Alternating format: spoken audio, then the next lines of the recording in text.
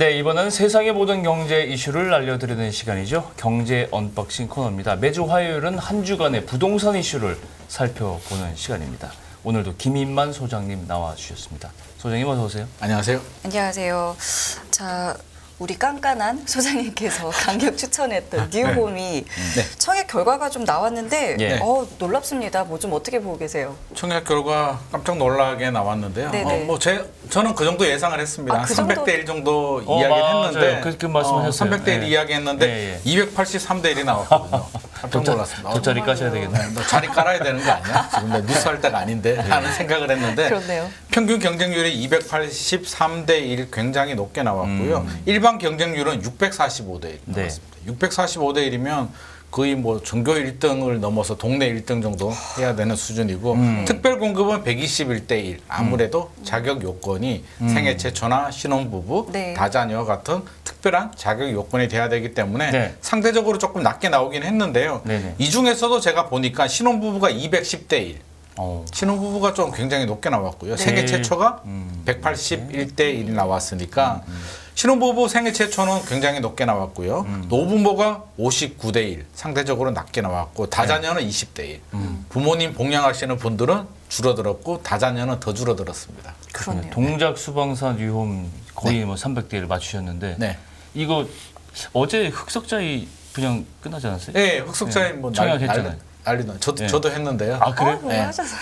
안 될 줄을 알지만 그래도 한번. 아니 또 보니까 한 가구들은 한 개나 무순위가 한 개가 나왔고요. 계약 취소분이 한 개가 나왔는데 저는 이 정도 나올 줄은 몰랐거든요. 10만 대 1 정도 이야기를 했는데 이게 93만 명이 몰렸어요. 90만 대 1입니까? 그래서 반반하면 50만 대 1. 무순위가 83만 대 1이 나왔고요. 계약 취소가 10만 대 1이 나왔습니다. 그래서 이 정도면 전국 수능 1등 정도. 그러네요. 전교 1등이 아니고 그만큼 서울 지역의 아주 정말로. 주요 지역의 아파트를 받기가 힘들어요. 그리고 힘들기도 하고요. 가격이 3년 전 분양가 가격으로 나오다 보니까 이게 동작구 수방사보다도 더 저렴하게 나왔습니다. 그러니까 이렇게 많이 이렇게 몰릴 수밖에 없는 거죠. 다시 동작구 수방사 얘기 좀 해봤는데 아까 보니까 신혼부부는 210대 1이 나왔고 그다음에 생애 최초가 180대를 나왔는데 반면에 노부모 봉양 다자녀는 59대 1, 20대 1.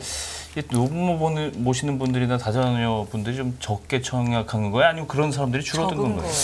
뭐 두 가지가 다 맞을 것 같고요. 아무래도 신혼부부나 생애 최초 물량을 좀 많이 배정했습니다. 물량 배정 자체가 많았기 때문에 많은 분들이 좀 도전을 했고요. 노부모나 다자녀는 물량 자체도 부족했고 지금 우리 사회에서도 다자녀가 그렇게 많지는 않은 것 같습니다. 3명 정도 돼야 되는데 3명 이상이 많지 않은데 저는 여기서 다시 힌트를 얻는다면 수방사는 끝났잖아요.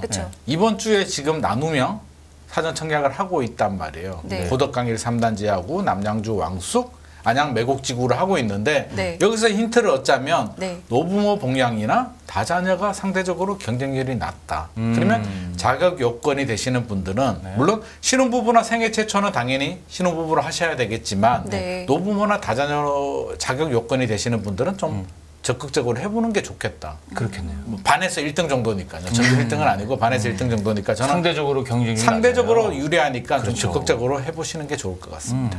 소장님 보시기에는 이 지금 뭐 남양주, 왕숙, 안양, 매곡, 고덕강일 3단지 여기도 뭐 흥행에는 당연히 성공할 거라고 보시죠. 동작구 수방사보다는 조금 낮게 나올 것 같은데 그래도 저는 100대 1 이상은 무난하게 나오지 않을까 싶고요.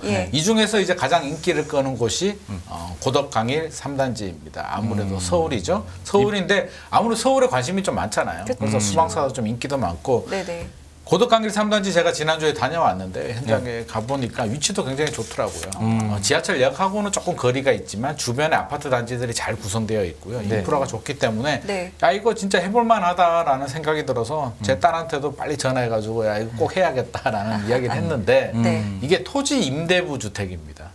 들어보셨을 텐데요. 토지 임대부는 토지는 서울시가 가지고 있고요. 건물만 분양을 받는 거죠. 그래서 가격이 좀 저렴하게 나왔습니다. 토지 가격이 빠져버리니까 이번에 분양하는 게 이제 전용 49제곱미터가 나왔는데 이게 고덕강일 3단지가 1300세대 정도 되거든요. 대단지 아파트인데 기억하실 거예요. 아마 2월에도 아마 고덕강일 3단지 토지 임대부 이야기가 나왔었거든요. 그때 1차 사전 청약을 했는데 그때는 전용 59, 500세대를 했고요. 이번이 2차로 전용 49가 590세대를 사전 청약합니다. 그래서 보증금이 그러니까 보증금은 아니죠. 분양가가 3억 1,400만 원. 저렴하네요. 비교적. 22평 공급 면적 22평 정도 되니까 서울에 그래도 강남 4구, 강동구에 3억 1,400만 원에 내 집 마련을 할 수 있는데 단 토지 사용료를 내야 됩니다. 35만 원. 그렇죠. 매월. 국가 수익이니까 당연히 해야죠. 당연한데 이걸 가지고 이제 고민하시는 분들이 많아요. 이게 35만 원 내면서 땅도 내 땅이 아닌데 약간 좀 찜찜하다. 기분이 좋지 않다라고 말씀하시는 분들이 있는데 제가 주변 시세 확인해 보니까 주변 월세보다 저렴합니다. 주변 월세가 한 3억 5천에 한 50, 60만 원 정도 하거든요. 월세보다 저렴하면서 건물 가치의 상승분은 내가 또 받아갈 수도 있고요. 뭐 2년마다 재계약할 필요도 없고 내 집이기 때문에 계속 거주하면 되기 때문에 이거는 저는 무조건 하셔도 되겠다. 라는 생각. 토지 임대 이거 굉장히 독특한 개념이네요. 독특한 개념이죠. 사회주의 국가에서 하는 개념 같은 그런 느낌이 드네요. 약간 그런 느낌은 있는데요. 이게 또 왜 괜찮냐면 우리가 동작구 수방사 경쟁률이 굉장히 높게 나왔는데 반대로 수방사에 대해서 부담스럽게 생각하시는 분들이 8억 7천이었단 말이에요. 가격이. 그러면 8억 7천을 내가 대출을 받더라도 한 4억 정도 돈을 마련해야 되는데 그 정도 돈 되는 사람들은 사실 이게 자격 요건이 안 되거든요. 소득이나 부동산 자격 요건이 안 되기 때문에 그 요건에 충족하시는 분들한테는 8억 7천이 굉장히 부담스러운 거예요. 아무리 주변 시세보다 저렴하지만 과연 내가 이걸 할 수 있을까라는 걱정이 되는데 이 토지 임대부 같은 경우는 3억 1,400만 원이란 말이에요. 가볍죠, 비교적. 비교적 가볍고요. 남양주 왕숙도 마찬가지입니다. 가격이 뭐 3억 3천만 원 정도 나왔는데 기간도 길어요. 남양주 왕숙은 2030년에 입주하거든요. 그러면 그때까지 자금을 마련하면 되기 때문에 상대적으로 자금 부담은 굉장히 덜하다. 동작구 수방사처럼 부담 가지지 말고 저는 이 정도면 우리 열심히 하면 충분히 내 집 마련을 할 수 있다라는 생각이 듭니다. 아니 남양주 왕숙은 좀 이따 말씀드리겠고 아니 진짜 뭐 김인만 소장님 이제 돗자리 김인만 도사라고 불러도 같은데 이제 그러면 고덕 강일 방금 말씀하신 데를 정확하게 지금 고덕 강일 3단지? 네네. 3단지. 이거를 이제 추천해 주시는 거잖아요. 네네. 그죠? 1순위. 예, 잘 기록해 놓겠습니다. 제가. 네, 이게 서울 50%고요. 서울 거주자가 50%, 수도권 거주자가 50%입니다. 반반. 동작구 수방사는 서울 거주자 100%였어요. 그러면 인천, 경기 거주하시는 분들은 좋은 건 알겠는데 할 수가 없었어요. 근데 고덕 강일 3단지는 반반이기 때문에 아마 의외로 또 경쟁률이 또 높게 나올 수는 있죠. 경기도, 인천 거주자들도 들어오기 때문에 100대 1은 기본으로 넘어갈 것 같고요. 제가 볼 때 이것도 한 200대 1, 300대 1 나올 것 같습니다. 왜 제가 사실 여쭤보냐면 이거 질문이 하나 있어서 이게 이렇게 되면은 사실은 물론 주택이라는 게 현재 편하게 그리고 저렴한 비교 자기의 입장에 맞춰서 좋은 가격에 살면 되는데 이게 장기적으로 봤을 때는 사실은 건물 가격이라는 거는 떨어지잖아요. 감가상각이 되고 토지는 사실은 올라가잖아요. 맞습니다. 왜냐면 지을 수가 있기 때문에. 맞습니다. 근데 만약에 20, 30년 후에 재개발할 때는 사실은 이 주택을 가지고 있는 사람들은 거의 가치가 없다고 봐야 됩니다. 그렇게 볼 수도 있는데요. 이제 그걸 우리가 내재 가치라고 하는데 30년 후 이야기고요. 우리가 아파트를 샀을 때 과연 20년, 30년 보유하는 사람이 몇 명이나 될까에 대한 한번 생각을 해야 되고 토지 임대부가 MB정부 때 우리 기억나실 거예요. 보금자리 주택이라고 해서 내곡에 공급이 됐었습니다. 맞아요. 그러면 다시 과거로 가서 내곡 보금자리가 올랐을까? 가치가 있을까를 확인해 보면 되잖아요. 제가 확인을 해보니까 가치가 있었더라고요. 주변 시세의 한 70% 정도 형성되어 있습니다. 토지 가격이 빠지기 때문에 똑같이 갈 수는 없는데 가치가 올라갑니다. 그래서 30년 후에 40년 후에 재건축할 때 되면 좀 불리할 수는 있겠지만 그래도 건물이 있으면 입주권은 나옵니다. 그러니까 추가 분담금이 좀 더 나온다는 거지. 알겠습니다. 지금 그런 것까지는 우리 걱정하지 말고. 알겠습니다. 이 도사님 말을 제가 자연어로 이렇게 바꿔보면 뭐 당대의 걱정할 일 아니다. 다음 세는 다음 세에 걱정해라. 맞습니다. 맞습니다. 입주권은 나온다. 입주권 나온다. 네네. 좋습니다. 남양주 왕숙 얘기 다시 넘어가서. 네네. 이게 서울에서 좀 멀은 것 같은데. 어때요? 그렇게 말씀하시는 분들이 많이 있죠. 남양주 왠지 느낌상 좀 멀지 않나? 라는 생각이 드는데 지도 한번 보시면 아마 그런 생각이 안 들 겁니다. 남양주도 생각보다 지도 입지를 보면 괜찮게 나옵니다. 위치가 다산 신도시 위쪽에 있는데요. 별내 지구 다산 신도시 가격을 보면 많이 올랐어요. 여기가 결코 저렴한 지역들이 아니고요. 이게 A19블럭이거든요. A19블럭 위치를 보게 되면 제가 토지 이용 계획도를 한번 보니까 굉장히 좋더라고요. 초등학교, 중학교, 고등학교가 바로 옆에 있고 중심 상업지역, 빨간색이 상업지역인데 상업지역이 있다는 얘기는 학원가가 형성된다는 거고요. 그렇죠. 초록색은 녹지거든요. 공원이 있다는 얘기입니다. 예. 공원과 학교와 편의시설이 잘 갖춰져 있는 곳인데 무엇보다 좋은 건 전용 59제곱미터가 3억 3천만 원 정도. 굉장히 좋다. 그리고 좋네요. 이게 지금이 사전 청약이에요. 그러면 당첨이 되고 나 돈 어떻게 마련하지? 이런 걱정하실 필요가 없는 게 본 청약할 때 계약금을 내면 되고요. 입주할 때 잔금을 내는데 본 청약이 남양주 왕숙은 2027년입니다. 좀 시간 있네요. 시간이 굉장히 많죠. 그러니까 나 계약금도 없는데 걱정하지 마시고 앞서서 우리가 말씀드린 흑석자에는 돈을 당장 마련해야 돼요. 그래서 당첨이 돼도 사실은 굉장히 좀 자금 압박이 큰데 남양주 왕숙은 그런 걱정할 필요가 없습니다. 2030년까지 3억 3천 마련하면 되고요. 대출 받을 수도 있으니까 마음 놓고 청약하셔도 될 것 같습니다. 그렇군요. 알겠습니다. 이 결과 또 어떻게 나올지 저희가 좀 그때 가서 또 얘기를 해보겠고요. 네.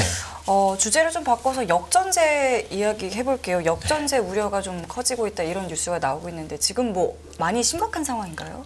점점 늘어나고 있는 게 사실 좀 굉장히 걱정되는 부분이고 이게 빨리 우리 전세 사기 이야기 많이 나왔었잖아요. 그래요. 전세 사기는 사실 깡통 전세에 좀 가깝습니다. 그래서 이게 비교를 해봤는데 2022년 1월과 지금 4월을 비교한 자료가 있는데요. 아마 그래프 나오실 겁니다. 보면 깡통 전세는 2.8%에서 8.3%로 늘어났는데 역전세는 25.9%에서 52.4% 정도 비중이 굉장히 높죠. 그러면 깡통 전세보다 역전세가 우리 삶에 세입자들 삶에 파고들 가능성이 굉장히 높다. 비중이 높다는 거고요.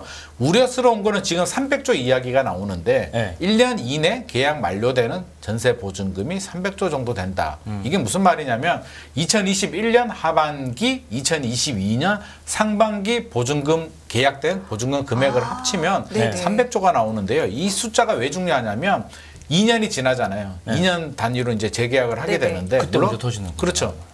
이게 내년 상반기까지 문제가 될 가능성도 있겠다. 그러면 이 300조 중에 얼마나 사고가 터질지에 대해서는 우리가 굉장히 좀 긴장을 해야 되는 부분이고요. 300조가 다 터지진 않더라도 10%만 문제가 돼도 30조 원이라는 엄청난 금액이 문제가 될 수도 있기 때문에 이 역전세가 문제가 되면은요, 세입자 입장에서는 돈을 받아서 내가 다른 집으로 이사를 가야 될 수도 있고요.